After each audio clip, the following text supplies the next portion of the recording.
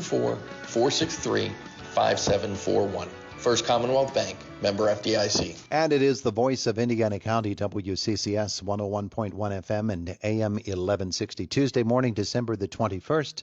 First day of winter. Winter solstice begins at 10:59 this morning. So just a minute before 11, it becomes winter. Maybe that, Candace, is what it takes to put the Salvation Army Red Kettle campaign over the top. The fact that we'll officially be in winter later today. Could be. Whatever it takes. Our conversation brought to you by Marcus & Mack, a law firm representing injured people. So yesterday you told me that the Red Kettle campaign for Indiana unit, is at about 65% of goal.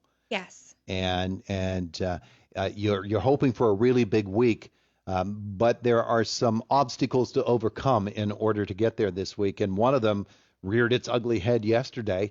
Not enough people to ring the bells, so not enough kettles out there collecting money. Definitely. A lot of people are asking, hey, how come you're not at this location or this location? And that's because, we don't have enough ringers. And this last week is our biggest week. This is the week we make more money than any other week, usually. Mm-hmm.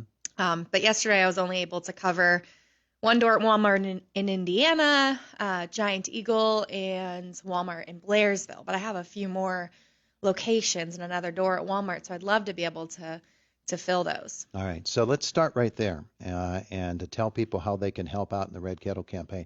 You don't have to commit a day. If you'd like to, that's great. Commit an hour, commit two, whatever you can do. Gather up your family and friends and maybe take a couple of shifts, maybe the people at work. All of these are ways that you can get those bells ringing. Yeah, they can just call me, 724-465-2530. They can give me a call and get scheduled. I will say yesterday, I'm very happy. We received a very generous check from a family for $5,000. Wow. So we are now we're going to do a math test. Are you ready for this? Uh-huh. I'm going to test your math ability. Why would you do that? Because it's fun for me. Okay. $48,822.45. So we have a $65,000 goal. What percentage is that? You're about 73%. Oh, you're way better than me. I just had to use the calculator before we started because I didn't want you to ask me and me not know. Yeah, it's about 75%. Is it? Yeah, so we're getting there. Granted, we only have 4 more days, but we are getting there, and people have already been so generous, and so we really do appreciate that. But we really are hoping to make our goal because a lot of the services that are being requested of us, we're seeing increases from previous years. Mm-hmm. Yeah. And that happens every year. It seems that the need becomes more, and especially with the circumstances of these last couple of years. And last year, it was an odd year because so many people recognized that right away. Yeah. And gave, and it was wonderful.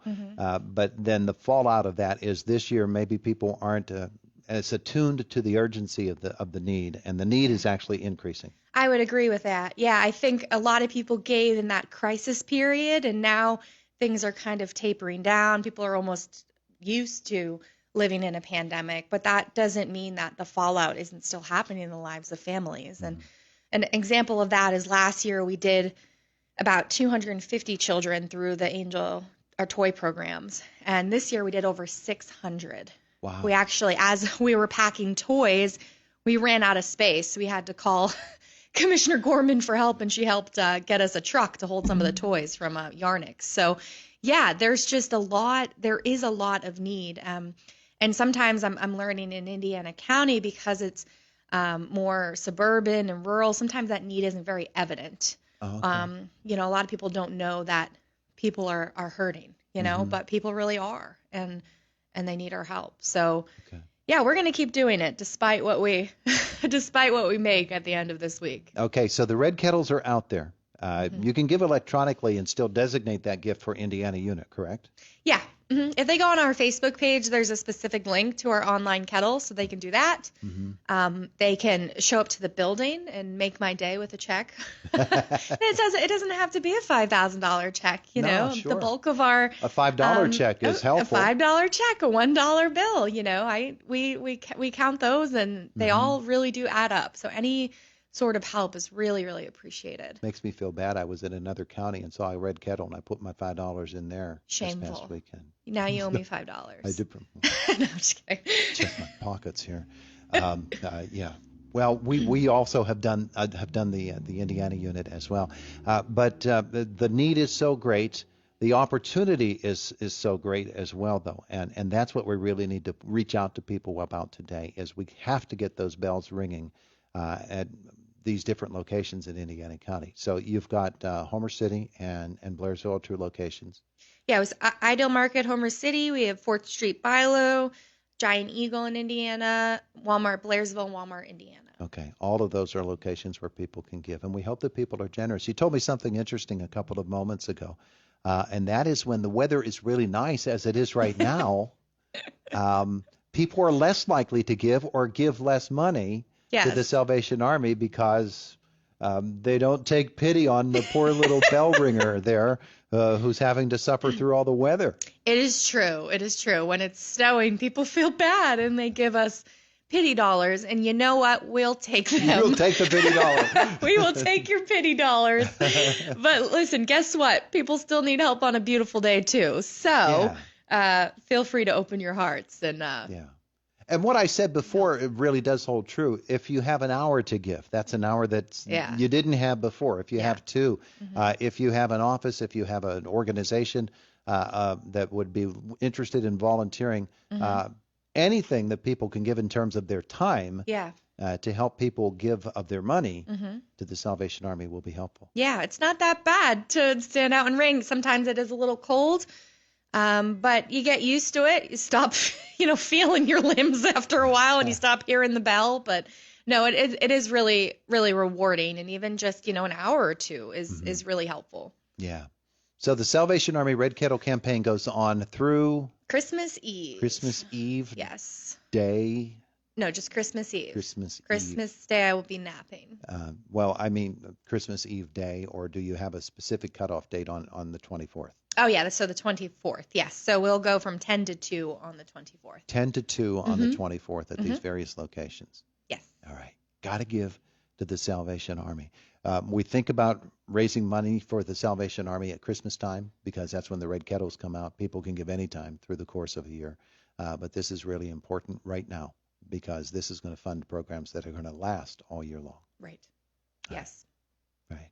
Candace, thank you for coming in to tell us all about it. Hopefully people will make that call. Give your number again. 724-465-2530. Give her a call, boys and girls, and see if you can't get out there, ring the bell for them, okay? There's no sense those red kettles sitting there idle. Let's get them filled up. Candace, thanks. Thank you. It is the voice of Indiana County. It's WCCS 101.1 FM and AM 1160. 19 minutes after 8 o'clock, and it is a Tuesday morning, Tuesday, December the 21st. County Commissioners on the air with us in our next half hour this morning. We want to do the health cycle this morning and visit Lisa Brady. She'll have the house call for health. I believe Sarah Lee Kessler is back on the health beat today. Lydia Hu has this morning's coronavirus crisis. Coronavirus crisis. It's the return of a holiday tradition, visits with Santa Claus. This year, department stores like Bloomingdale's in Manhattan are seeing soaring demand and also limited availability. Of course, there's only one true Santa Claus who lives at the North Pole, but he's very busy right now. So during the holidays, helpers who portray him are hired. But this year, those entertainers are harder to find. Hire Santa is a staffing company that places entertainers portraying Santa at department stores and parties. They say they're down about 10% of the entertainers they usually have. The shortage is driven by the same issues seen across the labor market, people leaving the workforce. For this demographic, many are retiring. There are more than 1,200 Santa jobs open and more than 2,000 hourly gigs available. Here's Mitch Allen, founder of Hire Santa. Today, we'll have several hundred people reach out to HireSanta.com and say, I want a Santa Claus for this Saturday. And we're having to say no because we're already sold out. All of our Santa's schedules are full. Lydia Hu, Fox News. The nation's top infectious disease expert is warning that no matter how careful people are, there are going to be breakthrough COVID infections, especially given how contagious the Omicron variant is. The extraordinary number of mutations and amino acid substitutions, particularly with Omicron, no one had expected it. Dr. Anthony Fauci also says holiday travel will give the Omicron COVID variant an increased risk of spreading. He told NBC's Meet the Press that if people do decide to continue with their travel plans, they should be vaccinated, boosted, and wear a mask. Israel is banning travel to the U.S. due to Omicron concerns. Under the new mandate, Israelis now need special permission to travel to the U.S. Israel banned the entry of foreigners on November 25th. Health updates, Sarah Lee Kessler, NBC News Radio. This is House Call for Health. An experimental treatment could be a potential game changer for treatment-resistant depression, according to a new study. The treatment is called Stanford Accelerated Intelligent Neuromodulation Therapy, or SAINT for short. It was shown to accelerate remission for those with treatment-resistant depression at a speed 8 times faster than standard therapies. In a double-blind, randomized, controlled trial of 29 patients ages 22 to 80, split into 2 groups, nearly 80% of patients were without depressive symptoms within a few days.